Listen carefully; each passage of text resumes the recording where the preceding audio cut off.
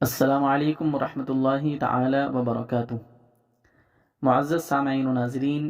جیسے ہی ربیع الاول شریف کا چاند نظر آتا ہے، کچھ برساتی میںڈک باہر آ کر اہل سنت و جماعت کی عوام کو بہکانے کے لیے طرح طرح کے اعتراضات کرنے لگتے ہیں۔ جیسا کہ گزشتہ کئی سالوں سے عید میلاد النبی کے موقع پر سوشل میڈیا کے ذریعے بد مذہبوں کی طرف سے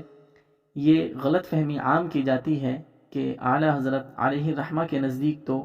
حضور علیہ الصلاۃ والسلام کی تاریخ پیدائش 8 ربیع الاول ہے، تو سنی حضرات 12 ربیع الاول کو یوم ولادت کیوں مناتے ہیں؟ معزز سامعین و ناظرین، کیا واقعی اعلیٰ حضرت علیہ الرحمہ کے نزدیک ولادت رسول صلی اللہ علیہ وسلم 8 ربیع الاول ہے؟ آج کی اس ویڈیو میں اس کے بارے میں تفصیل سے جانیں گے، لہٰذا ویڈیو مکمل ملاحظہ فرمائیں۔ معزز سامعین و ناظرین، اہل حق کے مخالفین کو جب کچھ نہیں ملتا تو وہ اہل حق کے خلاف جھوٹی یا آدھی ادھوری باتیں منسوب کرنے لگتے ہیں، جیسا کہ کچھ جاہل قسم کے برساتی میڈک فتاوی رضویہ شریف کا حوالہ دے کر سوشل میڈیا پر یہ نشر کر رہے ہیں کہ اعلیٰ حضرت علیہ الرحمہ کے نزدیک ولادت رسول صلی اللہ علیہ وسلم 8 ربیع الاول ہے، 12 ربیع الاول نہیں، اور اسی کے ذریعے عوام اہل سنت کو بہکانے کی کوشش کر رہے ہیں کہ آپ کے اعلیٰ حضرت نے تو تاریخ ولادت رسول صلی اللہ علیہ وسلم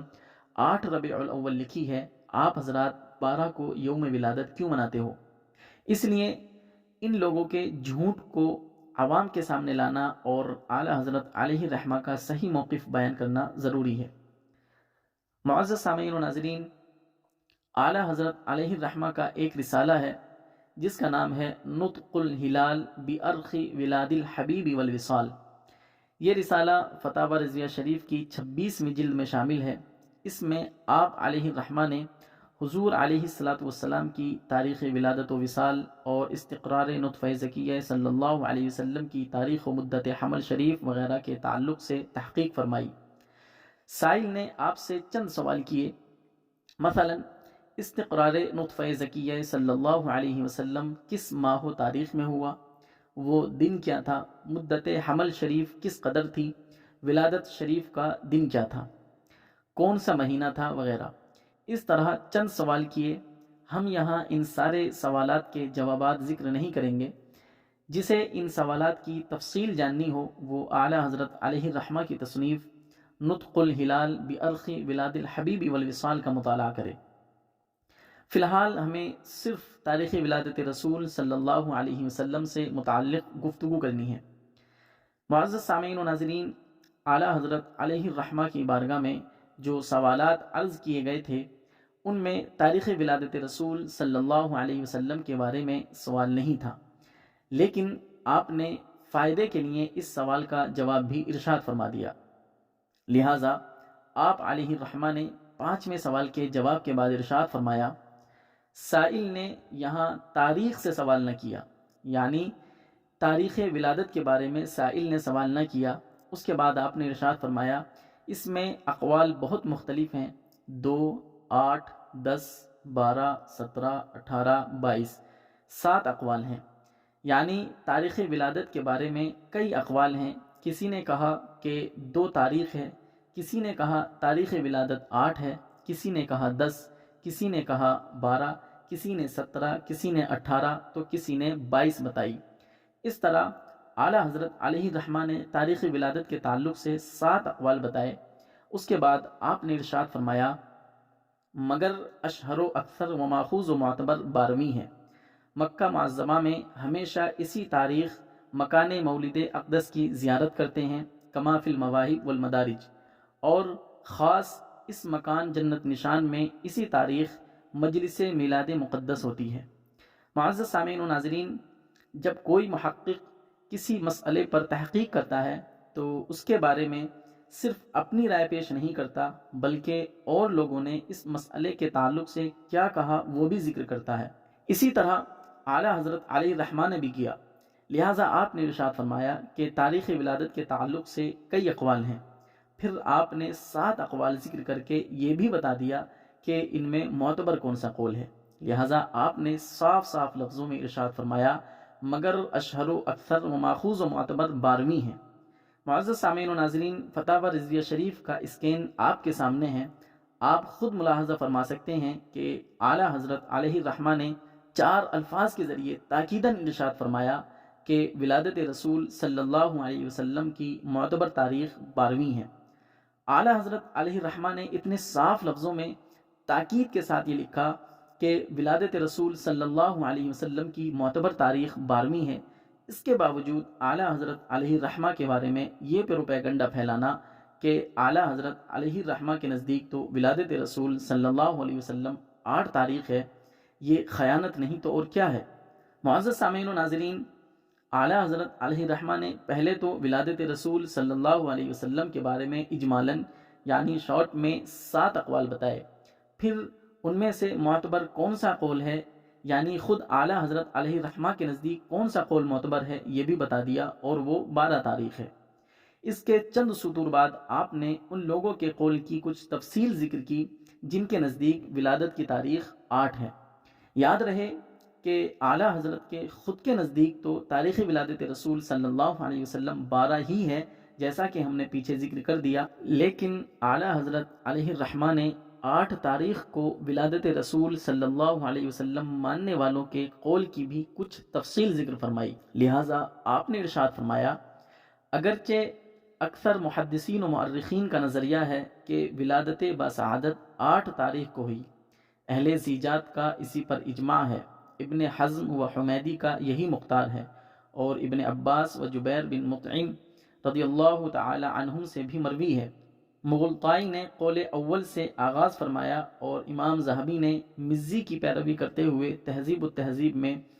اس پر اعتماد کیا اور قیل کے ساتھ مشہور کا حکم لگایا، اور دمیاطی نے 10 تاریخ کو صحیح قرار دیا۔ معزز سامعین و ناظرین، سنا آپ نے، یہاں اعلیٰ حضرت علیہ الرحمہ نے ان لوگوں کا ذکر فرمایا جن کے نزدیک تاریخ ولادت شریف 8 ہے، انہی میں اہل زیجات بھی ہیں۔ آسان الفاظ میں آپ یہ سمجھ لیجئے کہ زیجات زیج کی جمع ہے، اور زیج ایک فلکیاتی جدول یعنی ایسٹرونومیکل شیڈیول ہوتا ہے جس میں یہ بتایا جاتا ہے کہ کون سا سیارہ کس وقت کس جگہ ہوگا یا چاند کب نظر آئے گا۔ پرانے زمانے کے مسلمان ماہرین فلکیات یعنی ایسٹرونومی کے ماہرین اسے نماز کے اوقات، چاند دیکھنے اور دنوں اور مہینوں کی تعیین کرنے کے لیے استعمال کرتے تھے۔ اب چونکہ اہل زیجات کا کام ہی یہ ہے کہ اپنے فن کے ذریعے دنوں اور مہینوں کی تعیین کرنا، لہٰذا اہل زیجات کی تاریخ ولادت رسول صلی اللہ علیہ وسلم کے بارے میں کیا رائے ہے یہ بھی ذکر کرنا ضروری تھا۔ لہٰذا اعلیٰ حضرت علیہ الرحمہ نے ارشاد فرمایا کہ اہل زیجات کا اس پر اجماع ہے کہ تاریخ ولادت رسول صلی اللہ علیہ وسلم 8 ہے۔ اعلیٰ حضرت علیہ الرحمہ کو جس طرح دیگر علوم و فنون میں مہارت تامہ حاصل تھی، اسی طرح آپ زیجات میں بھی ماہر تھے، لہٰذا اہل زیجات نے تاریخ ولادت رسول صلی اللہ علیہ وسلم 8 بتائی، تو اعلیٰ حضرت علیہ الرحمہ چونکہ زیجات کے ماہر تھے اس لیے آپ نے خود بھی تحقیق کی اور حساب لگایا کہ اہل زیجات جو کہتے ہیں کہ تاریخ ولادت رسول صلی اللہ علیہ وسلم 8 ہے، کیا واقعی اس فن کے ذریعے حساب لگانے سے تاریخ ولادت رسول صلی اللہ علیہ وسلم 8 ہی بنتی ہے؟ تو آپ نے ارشاد فرمایا میں کہتا ہوں ہم نے حساب لگایا تو حضور اکرم صلی اللہ علیہ وسلم کی ولادت اقدس والے سال محرم کا غرہ وسطیہ جمعرات کے روز پایا،